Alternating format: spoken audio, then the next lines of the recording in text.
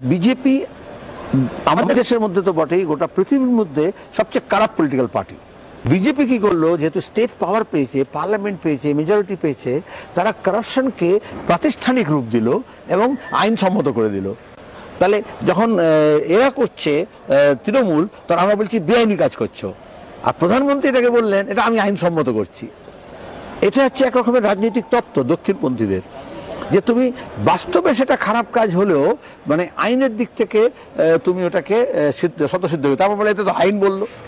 আমরা সেই জন্যই আইন পাস হয়েছিল 2017 শেষে, আমি তখন পার্লামেন্টের মেম্বার, আমরা বিরোধিতা করেছিলাম, অনেকেই করেছিল, কিন্তু সিপিআইএম 18 ফেব্রুয়ারি মাসের 2 তারিখে আমরা সুপ্রিম কোর্টে গেলাম। সিপিআইএম এর জেনারেল সেক্রেটারি আমরা সীতারাম ইয়েচুরি কেস করলেন, রিট পিটিশন ফাইল করলেন। একমাত্র রাজনৈতিক দল সিপিআইএম, তারা শুধু কেস ফাইল করলো না, পার্লামেন্টে বিরোধিতা করলো না। আমরা বললাম আমরা টাকা